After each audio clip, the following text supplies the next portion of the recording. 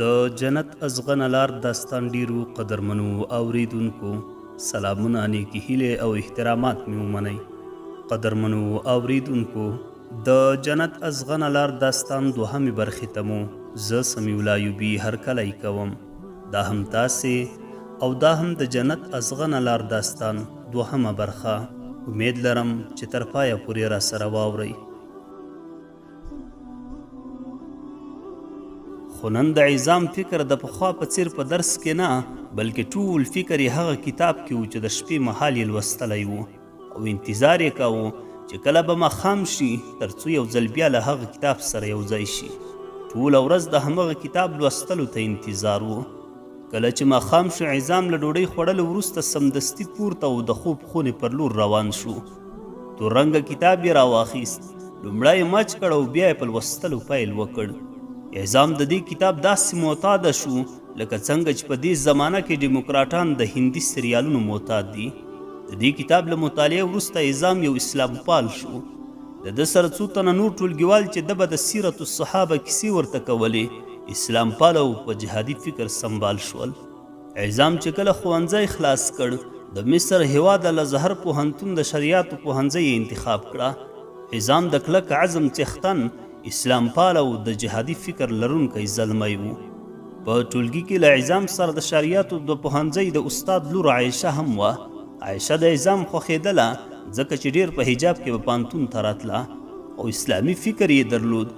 د عایشې هم عظام له دې امله خوښ و چې دیندار او حیاناک هلک و.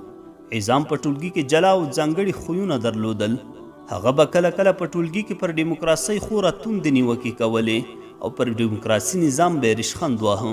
یو ورځ د اسلامي سیاست پوهنې استاد اسلامي نظام تشریح کاوه. عظام د درس په منځ کې له استاده وپوښتل: استاده، وبخه، دا کوم اسلامي نظام چې ته یې موږ ته تشریح کوې، دا اوس د نړۍ په کوم هیواد کې شته او که نه؟ استاد ورته وویل: نه بچیا، له بده مرغه له عثماني امپراتورۍ وروسته په هیڅ اسلامي هیواد کې بیا خلافت نه دی راغلی. عظام استاد ته وویل: الله دې وکړي چې بیا داسې نظام راشي. استاد ورته وویل: الهي امین. هو بچیا، اسلامي نظام خو د ټولې نړۍ په ګټه دی، خو افسوس چې څوک پرې نه پوهیږي. عظام د پوهنتون په آخر کال نه عایشې سره واده وکړ. یو کال له واده وروسته د عظام زوی پیدا شو چې نوم یې خالد پرې کېښود. یو ورځ عظام د پوهنتون دورې د اسلامي سیاست پوهنې استاد پوښتنې ته ورغی. استاد ورته وویل: بچیا، زیری مې در باندې، دا چې د کوم اسلامي نظام پوښتنه په ټولګي کې کوله، هغه اوس په افغانستان کې راغلی دی.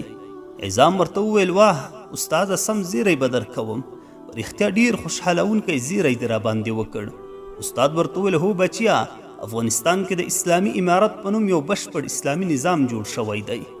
عظام وویل: شکر استاده، زه به ورځم. بیا یې وخندل: تا خو راته نظري ښودلی و، اوس بې عملي په خپلو سترګو وګورم چې سم مې زده شي. استاد ورته وویل: بچیا، خو پلار به دې اجازه در نه کړي. عظام وویل: استاده، له پلار څخه به د تېښتې لاره غوره کړم، خو ته دعا کوه چې د عایشې خوښه شي.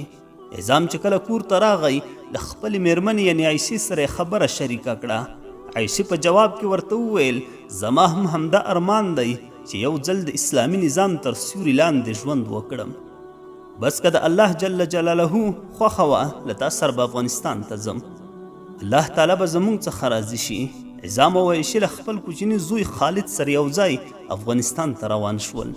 پلار چې خبر شو چې عظام له خپل کوره تللی دی، سمدستي د عظام کور ته چې د پلار کور ته یې مخامخ ورغی. عبیده چې وکتل، په کور کې یو لیک پیدا کړ. کله چې لیک پرانیست، داسې پکې لیکل شوي وو: زما ګران او محترمه پلاره، پوهېږم چې کله زما له تګ څخه خبر شوی، ډېر خفګان به در باندې راغلی وي. پوهېږم چې زه ستا لپاره تر ټولې دنیا ګران یم، خو داسې فکر ونه کړې چې ته ماته ګران نه یې. زه د هغه رب په ذات قسم خورم چې هیڅکله امانت ضایع کوونکی نه دی. ته ماته له هر څه ګران یې، زه په هیڅ ډول ستا حق نشم ادا کولی. تا چې زما لپاره کوم کارونه کړي، یو پلار به هم د زوی لپاره نه وي کړي. خو تر هر څه زیات چې زه پرې خوشحاله او ستا احسانمند یم، هغه ستا هغه احسان دی چې تا په لاشعوري ډول زما لپاره کړی دی. اوس به فکر کوي چې دا به کوم احسان وي؟ زه درته وایم پلاره، هغه ستا هغه سیرت الصحابه کتاب و چې ما ولوست او زه د ژوند په خوند او حقیقت پوه کړم. پلاره دا احسان دی پر ما تر هر احسان ډیر دی. پلاره تا به هم په هغه کتاب کې لیدلی وي چې صحابه کرامو خپل پلرونه، ترونه، مالونه، زامن او ښځې پرېښودې او له حضرت محمد صلی الله علیه وسلم سره یو ځای مدینې منورې ته هجرت وکړ. نو زه هم تر هغو صحابه و کرامو بهتر نه یم، نو زه هم تا پرېږدم او د اسلامي نظام لپاره هجرت کوم، او ته هم تر هغه صحابه کرامو بهتر نه یې چې د اسلام لپاره یې اولادونه بایلل. ته هم د اسلام لپاره ما له لاسه ورکړه. پلاره بیا هم د ځمکې او اسمانونو په پالون کې قسم یادوم.